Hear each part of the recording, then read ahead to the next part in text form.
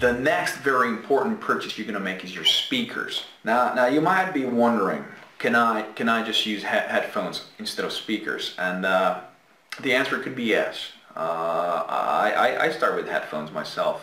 I couldn't afford a good set of speakers, and this is the important part. You're going to spend all this money on good gear, good software, and you're going to get crappy speakers.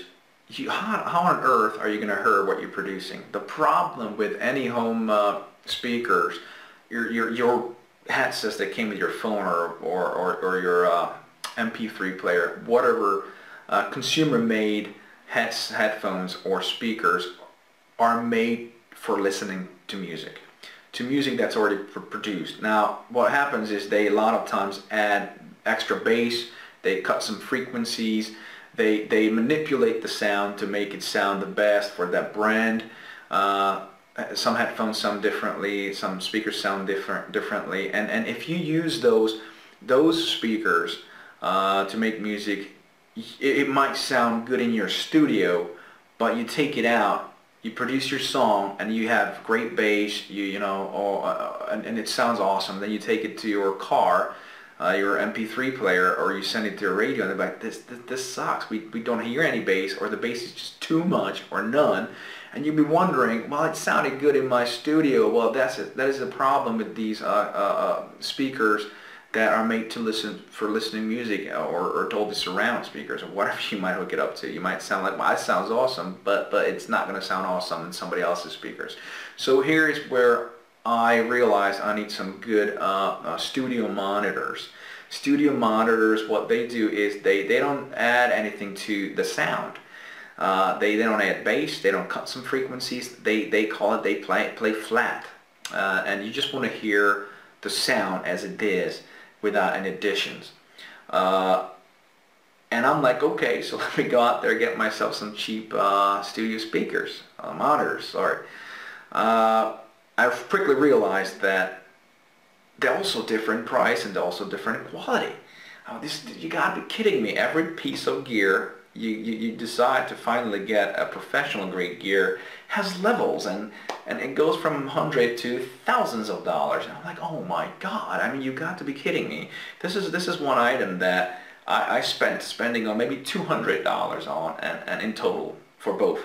And I doubled it. I went to the store, and my pick was the couple brands. Again, I did my research, came down to M-Audio, speakers, monitors, and I ended up buying Yamaha SMH80 or something like that. I'll post it. Sorry, I butchered that probably, but I bought them because of their size. My research indicated I'm going to spend $200 and buy me M-Audio speakers.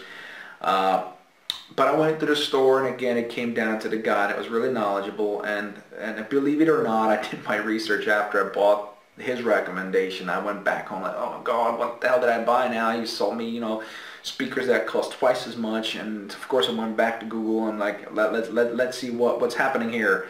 And thank God it was a good decision. The main difference is also between the studio monitors, the size matters.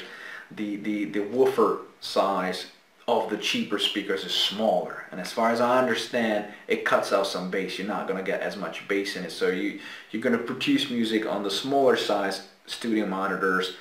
You're not going to hear all the bass that you're adding to your songs, and all of a sudden you're going to move on to the next level, and there's the bass, but you won't hear it, so you can't really tweak it. So I took the plunge. I spent, I think, $250 per speaker, so it's $500 that I didn't want to spend on the speakers, but I was reading up on it, and it was one of the most important purchases. So I set them up. You can see them behind me. They sound tremendously. The woofer size on these is 8 inches large, which is pretty much recommended. Go with professional studio monitors that are the woofer size between 6 to 8 inches. The 3 to 5 inches is really small. It's not going to give you as much quality as the 6 to 8 inches. Again, try to spend between the 3 to 500. This is going to hurt you probably, 3 to 500 on a good set of speakers. and nothing below 200, because you're going to be replacing them within a year or so. But if the budget, I've seen many guys working on the little ones, smaller ones, seems to be working just fine. If the budget is not there, and if you don't mind replacing them later, get the M-Audio smaller ones.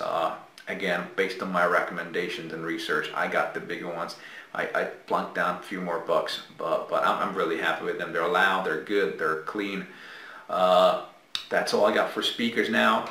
One thing is, why I talked about the audio interfaces, these speakers don't plug in to your USB port. This is why I need an external audio interface. Some speakers, I don't even know if M-Audio, the little ones, plug into your USB port. Probably not. This is why it's important to have the audio interface, your external sound card, have as many outputs as you need, because these speakers plug into the back of that external audio sound card, and that's how they produce sound. They don't connect directly to your computer. They connect to your sound card, and then to your sound card connects to your computer. So that's why we talked about the importance of choosing the right sound card audio interface in the previous segment.